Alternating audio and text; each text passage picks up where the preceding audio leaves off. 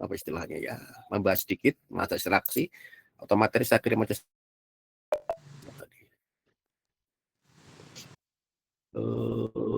Ini ya.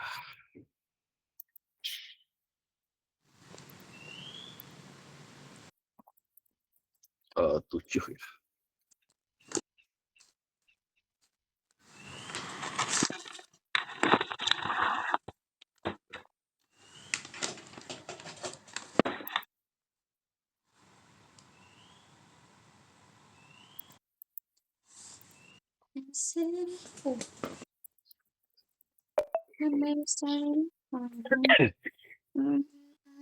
Yaitu saya kirimkan ke ini ke PJ mata kuliah baik kelas 2A mau 2B sudah saya kirimkan, jadi silakan untuk dibuka biar Anda lebih semangat kuliah. Saya katakan hari ini tidak ada tugas gitu ya, artinya tidak ada tugas buat nanti minggu depan nggak ada, karena Anda kan mau UTS gitu ya. Saya nggak ngasih tugas. Kalau dulu tugasnya di UTS, jadi tugasnya sekarang hari hasilnya di UTS gitu ya. Tapi sekarang nggak lah, biarin aja lah. Nanti kita pakai yaitu materi dari 1 sampai 7, ada ringkasannya sedikit. Sebetulnya mungkin tidak terlalu perlu sebetulnya ya. Tapi saya sudah buat, ya nggak apa-apa, ada di mata kuliah, ada di materi. Jadi saya sedikit memulai ke ekstraksi yang nanti akan Anda peroleh di OTK. Kita tidak akan bahas teorinya ya. Alatnya pun juga nanti akan dibahas oleh dosen di OTK sebetulnya. Jadi pertama ya tentunya kemampuan akhir, hasil belajar, oke lah itu saya yakin Anda sudah sama, kita masih menggunakan CPL 3 dan CPMK 2. Nah untuk materi kali ini adalah pada ekstraksi cair-cair dan leaching atau padat cair, orang menyebutnya pelindian ya. Pertama pengertian dulu lah. Ini saya ambilkan dari materi buku ajar. Saya campur ya antara buku ajar. Nah, saya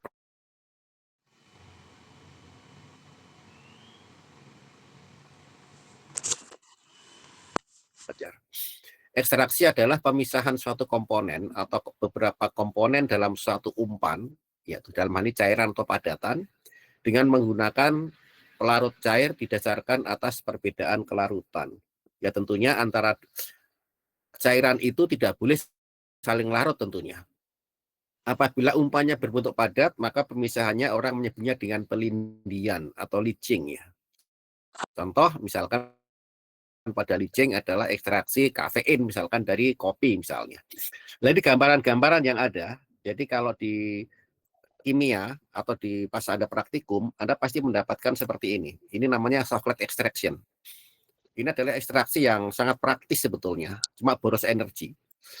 Jadi di sini ada tempat ekstraknya, ekstraktornya, bahan umpannya, kemudian cairan di sini solvent diuapkan, diembunkan, dan akhirnya menetes atau dalam hal ini adalah mengalir pada ekstraktor. Di sini ada perendaman atau maserasi, kemudian dia naik cairannya dan sampai satu di sini, maka dia luber ke sini. Begitu luber, ini tertutup, maka dia langsung semua cairan itu akan turun ke bawah sampai kosong. Jadi seakan-akan dituang jadinya. Mekanisme ini harus pas, yaitu antara jatuhnya kondensat di sini dengan cairan harus pas, kalau enggak itu nanti enggak akan turun tuh nanti. Dan itu akan berulang. Rata-rata ekstraksi coklat biasanya 3 atau 4 kali udah cukup. Ya, cuma itu adalah secara laboratorium dengan menggunakan ekstraktor secara maserasi atau perendaman. Di industri, orang menggunakan cara kontinu, misalkan seperti ini. Ini ada cairan berat, cairan ringan, ini ekstraknya, solvennya. Dia akan naik, begitu nanti keluar menjadi ekstrak, kemudian ini yang padat umpan turun ke bawah, jadilah heavy phase-nya. Dan di situ akan terjadi apa istilahnya persentuhan antara cairan dan cairan umpan dengan solvent. Ya contoh seperti ini yang sederhana ini. Ini solvent, di sini adalah feed umpan, kemudian terendam, ekstrak di sini solvent plus solute. Kemudian di sini rafinat, yaitu umpan yang solutnya berkurang. Ya, jadi kita lihat cair-cair dulu. Pertama, solute adalah bahan atau konstituen terlarut atau berada dalam bahan mentah yang akan dipisahkan, yang akan diekstrak lah. Gitu. Kemudian mother liquor, yaitu cairan induk bahan mentah yang terdiri atas diluen dan solute ini ya. Kemudian ekstrak, larutan hasil ekstraksi, terdiri atas solute dan solvent. Seringkali terdapat sedikit diluen. Diluen itu yang melarutkan solute awal ya, mother liquor ya. Kemudian rafinat, larutan sisa ekstraksi terdiri atas solute dan diluen, sering disebut dengan sedikit solvent. Di kalangan kimia, kadang-kadang ada istilah yang mungkin nggak pas sebetulnya, tapi itulah nama ya. Orang mengatakan ekstrak metanol misalnya itu.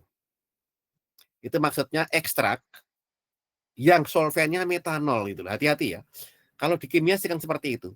Oh ini ada ekstrak metanol, ekstrak etanol, ekstrak ether misalnya. Itu ekstrak yang solvennya itu menggunakan ether, namanya si ekstrak sulfur ether gitu. Padahal sebetulnya harusnya ekstraknya ekstrak kopi misalkan, atau ekstrak jahe gitu kan ya, atau ekstrak buah apa gitu. Artinya apa? Ya solutnya yang diambil gitu, bukan solvennya sebetulnya. Nah prinsipnya adalah bahan mentah umpan dicampur dengan pelarut sehingga konstituen terlarut berpindah ke dalam pelarut. Selanjutnya pelarut dipisahkan dari campuran. Jadi ada pencampuran dan ada pemisahan atau mixing, pencampuran, dan settling atau pemisahan. Alatnya mixer pencampur dan kemudian settler atau pemisah. Ya, kira-kira begitulah. Nah, tentunya pelarut itu harus kita pilih itu ada beberapa kriteria. Pertama selektivitas, ya diharapkan dia hanya melarutkan yang kita inginkan. Larutan pengennya sebesar mungkin. Masa jenis seringan mungkin agar nanti dipisahkan gampang. Kemudian stabil agar dia tidak mudah terurai. Dia bereaksi dengan umpan, dia artinya stabil jadinya.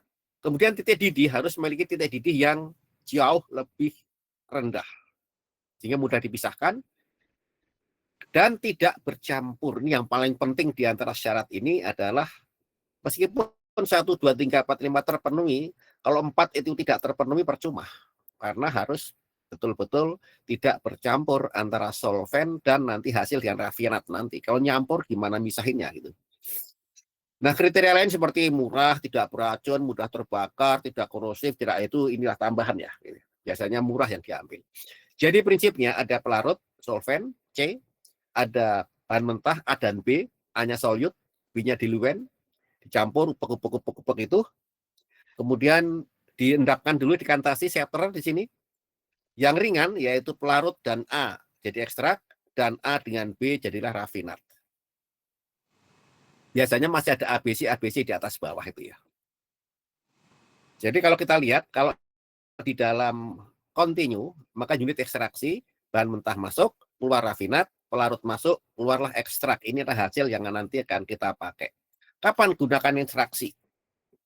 Ekstraksi digunakan bila mana perbedaan keteruapan atau volatilitas dari kedua atau solute itu dengan pelarutnya atau dengan yang mother liquor itu adalah terlalu dekat dengan satu.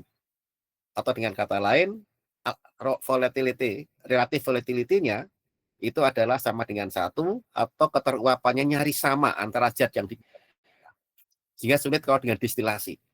Sehingga dengan 1,05 alfa misalkan 1,1 pun sudah sulit sebetulnya. Jadi ekstraksi memang bermanfaat pada saat sulit dipisahkan dengan distilasi sebetulnya. Nah, jadi kita lihat contoh di sini.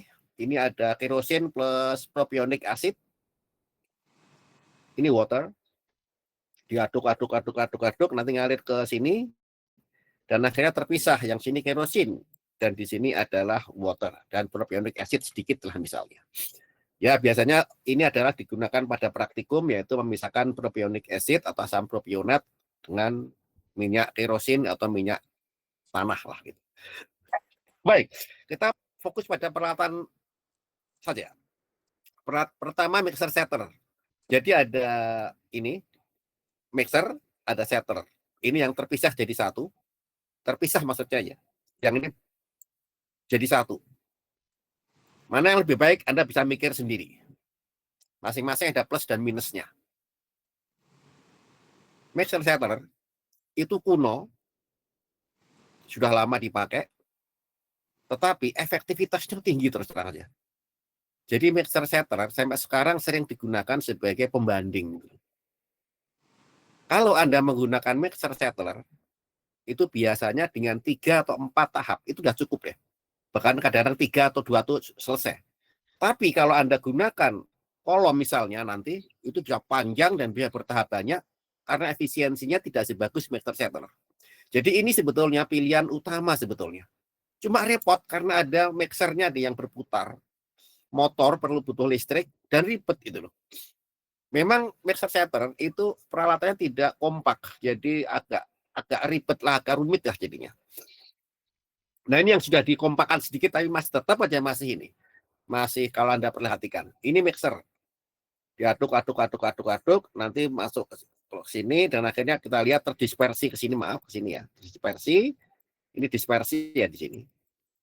Akhirnya dipisahkan dan akhirnya nanti kita dapatkan yang ringan atau ekstrak dan yang rafinat, dan kadang-kadang ini masih ada pemutus seperti ini. Wah, bagus ini juga ya. Kita lihat. Kemudian ini gambar ini ya, ini fotonya. Jadi kalau Anda Pak mungkin tugas akhir membuat gini silakan nih, bagus loh ini. Terus terang di Polban rasanya belum ada yang bikin seperti ini. Yang bentuknya kayak begini belum pernah rasanya. Seingat saya nggak tahu setelah saya pensiun ada yang bikin, tapi rasanya kok saya nggak nemu ya. Baik, sekarang menara ekstraksi. Indah dipandang mata dan secara teknik kimia bisa kontinu. Dan bagus, iya. Tapi sering tidak sebagus mixer setter malah gitu ya. Jadi ini ada fasa berat masuk dari atas, fasa ringan ini. Jadi nanti kita perhatikan di sini nanti akan fasa ringan keluar di atas, fasa berat keluar di bawah. Yang ini menggunakan packing atau isian. Menara yang terisi dengan resek ring atau dengan ball ring, dengan saddle misalnya, yang digunakan untuk memperluas perpindahan massa antara solute dan solvent. Misalnya. Nah, ini kita lihat gambarnya, ini yang berputar, yang namanya rotating disk contactor atau RDC. Jadi di sini diputar, diaduk, jadi kayak mixer betul. Sehingga dengan demikian maka dia akan pencampurannya lebih sempurna daripada yang diem tadi. Ini bagus juga. Cuma kalau Anda perhatikan, kapan dia setternya? Repot kan? Tidak sebagus kalau nanti mixer setter. Ya beberapa hal lain ada plus minusnya lah gitu. Memang untuk continue orang lebih suka begini daripada mixer setter gitu ya. Karena langsung jalan terus masalahnya. Ini sentrifugal.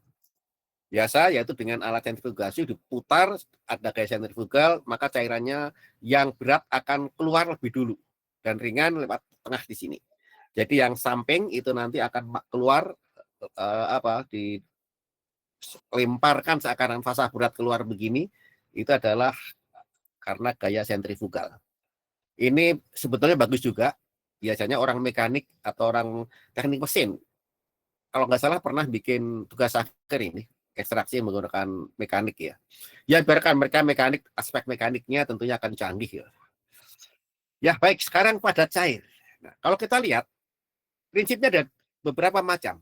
Pertama perkolasi. Perkolasi itu gampangnya diguyur lah gitu. Dan mentahnya diam, dialiri pelarut.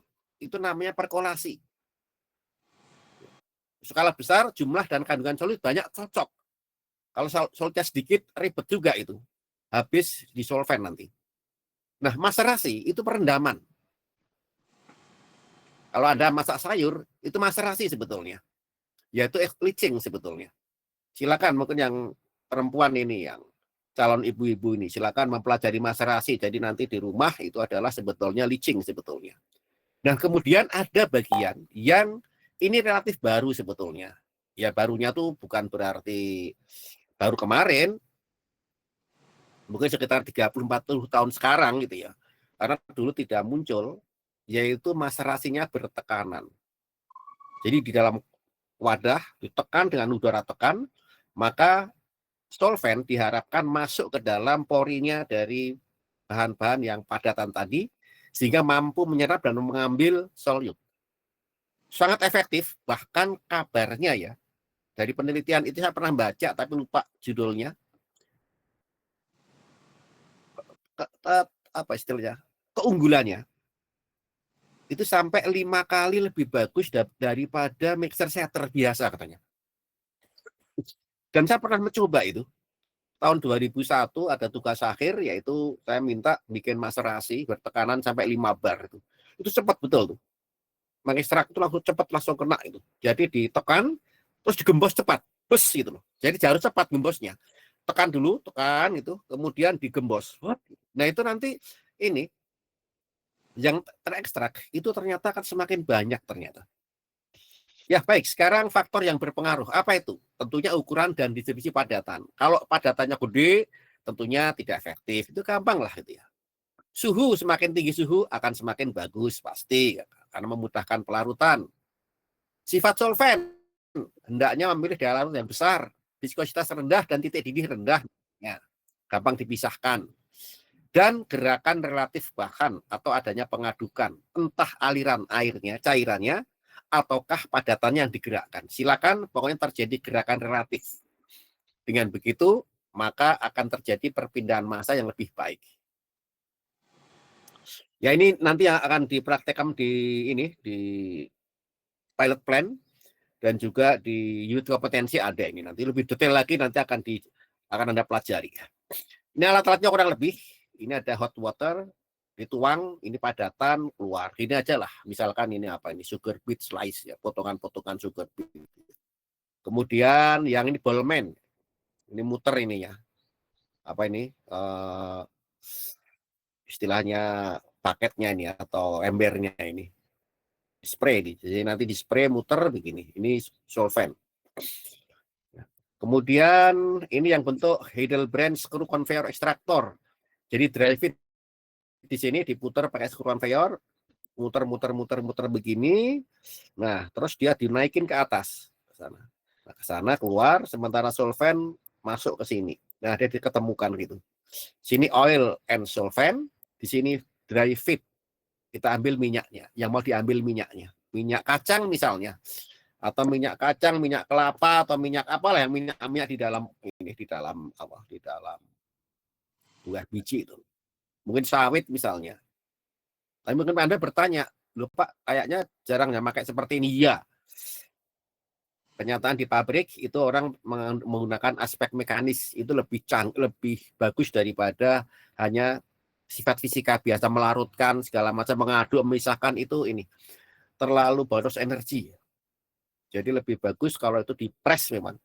Jadi bukan diaduk-aduk begini tapi dikasih solvent dipres itu. Nah kalau seperti itu memang betul itu lebih bagus. Ya. Memang kadang-kadang kenyataan leaching itu di dunia teknik kimia dengan di praktek di lapangan kadang-kadang jauh panggang dari api gitu ya. Jadi nanti kalau saudara semua ini lulus dan melihat kenyataan kok ekstraksinya beda ya gitu ya. Kok nggak menggunakan prinsip-prinsip fisika kimia yang murni tetapi banyak mekaniknya. Ya, untuk leaching orang masih banyak menggunakan mekanik. Itu lebih efisien. Sampai sekarang ya. Nah ini yang sering digunakan yang dengan continue. Kita lihat ini fit solid. Jadi nanti ini solventnya dari sini ya. Ini extracted. Anda perhatikan di sini ini alirannya ya nih. Ini ada di sini ada diputar itu pelan gitu. Buburnya dipompa ke sini, masuk ke sini terus putar gini. Nah, ini. Nah, ini extracted solid. Jadi pada yang telah ekstraksi. Resolvent masuk ke sini. Nah, nanti dari sini kalau Anda perhatikan dicampur-campur kan dia ngalirin di atas di sini. Di atas, akhirnya keluar concentrated solution. Ini. Jadi kalau Anda perhatikan di sini, maka alirannya di continue. Dan terpaksa tetap menggunakan apa yang namanya pengaduk dan motor. Nah, orang masih bertanya, dulu pernah waktu saya masih mahasiswa, pernah menanyakan kenapa tidak pakai seperti ini di pabrik gula.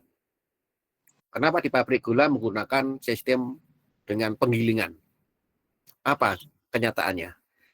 Seperti ini pernah dicoba. Bahkan ada lab penelitiannya, pilot plan-nya ada di Pasuruan.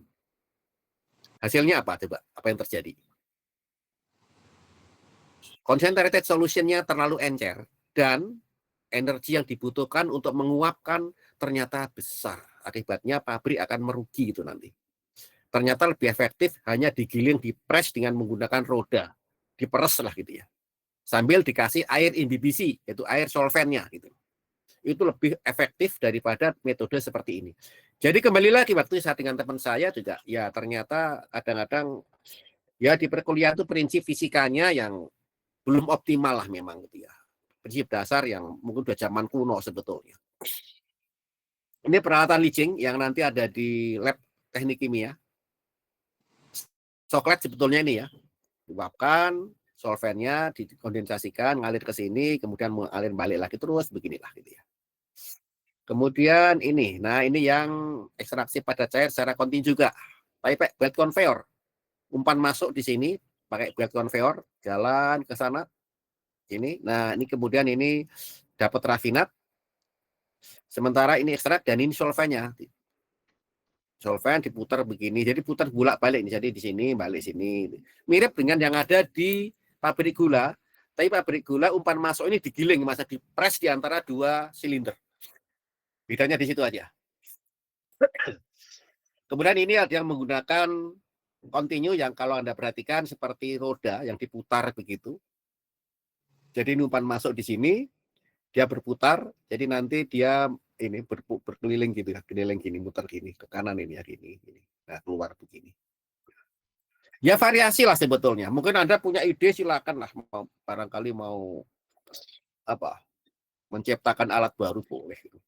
Baik, ini rangkuman dari kuliah yang lalu. Jadi di sini selesai ekstraksi. Saya katakan tidak ada ya tidak ada tugas. Jadi Anda biar ini ya. Tidak ada tugas, biar senang. Ya, ya saya tahu karena mau ujian, nggak enak juga sih besok ujian ini. Tidak ada tugas, tidak ada. Jadi Anda silakan belajar aja dari yang lalu sudah. Oh iya, saya harus ngumpulin soal ya hari ini. Harusnya kemarin sih ya. Ya nanti saya bikin dulu. Kalau saya bikin kemarin, malah ini materi nggak dapat nanti. Baik, saya rangkuman sedikit. Ini saya press kuliah selama 1 semester. Ya, pertama anatomi pabrik kimia Anda pelajari lagi ya. Jadi ini pasti keluar dalam ujian deh, sekali tahu lah. Mengenai anatomi pabrik kimia pasti keluar ya. Intinya Anda bisa tahu apa namanya penyimpanan bahan baku. Apa penyiapan umpan, reaktornya, pemisahan produk, pemurnian, penyimpanan sebagainya macam, itu minimal Anda tahu bahwa di dalam pabrik kimia ada bagian-bagian yang menangani masing-masing fungsi aja lah ya. Baik. Kemudian alat penukar panas ya pasti keluar juga gitu kan ya. Karena di sini yang pertama penting adalah perpindahan panas, konduksi dan konveksi terutama ya. Yang penting apa? LMTD, Anda bisa ngitung lah. Nanti di OTK akan dipelajari lebih jauh. Ini sedikit aja pengenalan. Saya tidak akan banyak tanya di sini karena ini adalah nanti bagian pada teorinya. Kemudian jenis HE, ada double pipe, ada second tube, ada plate, spiral, air cool. Anda tambahkan sendiri boleh lah gitu ya. Di antara sekian banyak yang sangat terkenal adalah shell and tube. Yang kedua adalah plate heat exchanger. Dan air cool masih banyak digunakan terutama dalam kondisi tertentu. Ya, tapi shell and tube ini merajai sampai sekarang ya. Kemudian komponen utama ya shell, tube, bundle segala macam lah itu. Dan masalah umum yang paling menjengkelkan adalah fouling dan kebocoran. Itu yang selama ini jadi kendala tersendiri bahwa di dalam HE selalu terjadi pengendapan, ada partikel biofilm yang akhirnya ujung-ujungnya menurunkan U. Bahkan bisa jadi menaikkan delta P. Yang kedua mungkin kebocoran itu masalah umum lah. Kalau itu kayaknya Anda bisa gampang atasi. Fouling itu yang bisa menjengkelkan. Kemudian analisis kinerja TUA delta T, LM yaitu Anda nanti rumus yang inilah rumus yang umum sangat terkenal lah gitu ya. Kemudian contoh aplikasi misalkan ya PHE, CLN-CUP. Evaporator ya tentunya ini hanya sekedar apa ya tambahan atau tambahan, artinya pengetahuan, evaporator banyak seperti di Suralaya juga ada ini sih, evaporator juga. Kemudian dryer, ini banyak sekali kita lihat, yaitu nah karena alat evaporator dan dryer ini seringkali adalah sudah mengarah ke mekanik betul. Memang prinsipnya masih prinsip teknik kimia, tapi banyak itu jadi dijual dalam bentuk-bentuk yang gampangnya orang teknik kimia sulit mendesain, itu orang mesin jadinya itu ya. Karena memang terutama dryer ini banyak aspek mekaniknya nih nanti. Dryer itu banyak. Soalnya di situ rotary dryer misalkan. Ya kita paling hanya mendesain diameter, panjang, kecepatan ini itu segala macam itu aja sih. Kita kan nggak sampai merancang apa itu motornya berapa HP ditambah ini yang merek apa akhirnya nanti muncul seperti itu 3 fasa kemudian ada bearingnya apa nggak usah itulah ya agak rumit bang. Kemudian distilah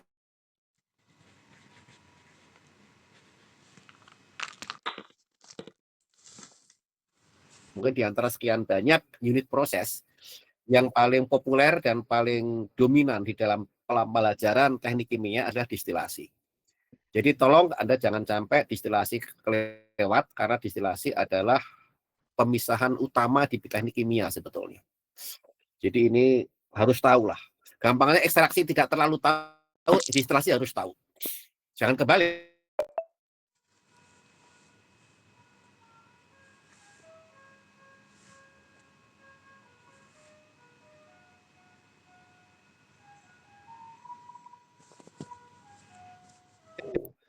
Dan tentunya ada jenis kolom packing ya. Masalah umumnya apa? Yang paling menjadi perhatian utama, pertama adalah flooding. Jangan sampai aliran uap terlalu tinggi sehingga banjir atau cairan ketahan untuk turun ke bawah. Dengan demikian dia banjir betul-betul meluber gitu ya. Kemudian aliran uap terlalu kecil, whipping, cairan merembes. Dan ini pada kondisi tertentu bisa jadi pada material-material tertentu akan timbul foaming atau pembusaan. Nah, ya itu masalah umum yang sering terjadi. Dan gimana ngatasinya? Silakan cari literatur atau dari kuliah kemarin. Ya tadi saya sebutin. Alat khusus ada azeotropic rectification atau distillation, ada extractive, ada steam distillation. Ya tentunya masing-masing azeotrop karena ada azeotrop kita tahu ada azeotrop maksimum dan minimum. Kemudian steam distillation digunakan terutama jika memisahkan yang sensitif panas dan biasanya yang kita pisahkan memiliki titik didih yang cukup tinggi. Minyak apa yang titik didihnya 130 derajat misalnya itu di dalam pohon misalnya. Itu harus distilasi uap itu atau ekstraksi dulu. Steam distillation untuk menurunkan tekanan uap. Komponen ya, menurunkan tekanan uap parsialnya. Baik, sekarang ekstraksi licing tadi ya, definisinya pemisahan komponen tadi udah tahu lah ya. Licing istilah untuk padat, prinsipnya 2 tahap, pencampuran dan pemisahan. Ya. Terminologi utama adalah solute, ekstrak, dan rafinat. Solvent tentunya ada lagi ya. Jadi kita ada ingat. Kemudian kriteria pemisahan, pemilihan misalkan selektivitas, kelarutan, massa jenis, tidak didih, stabil, dan tidak tercampur, ya segala macam oke lah. Dan peralatan utama, ekstraksi cair-cair, kita tahu yang utama adalah mixer settler. Yaitu ada mixing dan ada pemisahan. Kemudian yang kedua untuk di industri, kadang menggunakan mineral ekstraksi ini. Kemudian bisa kolom beragitasi, memang berpengaduk, dan mekanik, ya rotating disk tadi misalkan yang dalam kolom tadi. Kemudian kolom sentrifugal, kontraktor sentrifugal diputar begitu, sehingga dengan demikian maka dia akan terjadi pemisahan yang cepat. Iya, tapi energinya besar ini. Untuk leaching ya ada perkolasi dan ada maserasi. Kapan maserasi dipakai? Kapan perkolasi dipakai? Anda bisa memikirkan secara logika. Perkolasi material diam dikocori air atau kocori solvent. Maserasi direndam. Masing-masing kan kita sudah tahu kan ini kira-kira di mana ininya. Peralatan kontinu bisa dalam bentuk yang macam-macam tadi. Ya, ini jadi persiapan UTS Ya, pahami fungsi, prinsip kerja, dan komponen utama tiap peralatan. Nah, itu aja lah ya. Prinsip kerja, fungsi, dan komponen utama. Kemudian kuasai pemahaman dasar, misalkan LMTD, misalkan. Ya, hukum moral sudah hafal sejak SMA, Dalton, Q, A, delta T, LM, dan seterusnya lah. Pahami klasifikasi alat, HE, evaporator, dan lain-lain lah. Artinya yang kita bahas hari ini. Atau mungkin saya tambahkan, nggak apa-apa lah. Siapkan contoh aplikasi industri nyata, misalkan PHE untuk industri makanan, steam distillation, minyak siri misalnya ya. Jadi Anda hanya sekedar untuk mempersiapkan dan sekaligus memperluas wawasan. Kemudian latih soal hitungan sederhana. Saya tidak memberikan hitungan rumit karena ini bukan ranah dari hitungan OTK. Jadi bukan pada perhitungan operasi teknik kimia, tapi kalaupun ada hitungan, itu sederhana sajalah, yang prinsip dasar untuk peralatan saja. Jadi tidak sampai pada perhitungan rumit-rumit, enggak. Malah mungkin rumit di tugas barangkali ya. Ya itu kurang lebih untuk persiapan UTS minggu depan. Ya tentunya selamat belajar, sukses selalu. Jadi biar Anda dapat nilai bagus. Dari tugas kemarin mestinya bagus semua. Kemudian tambah UTS, nanti selesai saya akan dilanjutkan Pak Jumanda. Ya, gitu ya. Ya, kurang lebihnya itu mengenai kuliah hari ini. Barangkali ada pertanyaan. Pak izin bertanya. Ya, silakan. Berarti untuk teknis UTS peralatan industri ini close book ya, Pak? Close, iya. Sebentar ya. Close open ya. Kemarin saya lupa saya ini ya. Lupa saya. Iya, close ya, close. Baik, Pak. Terima kasih. Ya, close ya. Baik, ada lagi mungkin? Simple kok ya, jadi Anda nggak usah menghafalkan yang rumit atau bikin contekan, janganlah ya nanti. Artinya, saya selama ini kalau bikin soal, dapat mungkin mengarah ke prinsip, dan prinsip utama yang tidak boleh lupa gitu. Soalnya kalau terlalu detail, itu nanti malah Anda juga berat belajar, dan tidak terlalu ini, bukan prinsip gitu. Saya berusaha untuk ke prinsip saja, jadi nanti nyaris mungkin semua orang bisa lah di situ kalau sudah pernah mengenal dapat mata kuliah ini. Ya baik, ada lagi, jangan lupa mengisi daftar hadir. Kalau ini sudah saya buka dari jam 9 atau jam 8 tadi ya. Ya baik, kalau nggak ada mungkin saya akhiri dan selamat berpisah. Ketemu di mungkin semesternya lagi tahun depan ya, barangkali nanti ketemu lagi kita mata kuliah yang beda atau mungkin di penyediaan energi. Nanti dilanjutkan Pak Jumanda, dan selamat menempuh UTS, semoga sukses. Wassalamualaikum warahmatullahi wabarakatuh. Waalaikumsalam warahmatullahi wabarakatuh. Terima kasih Pak. Ya,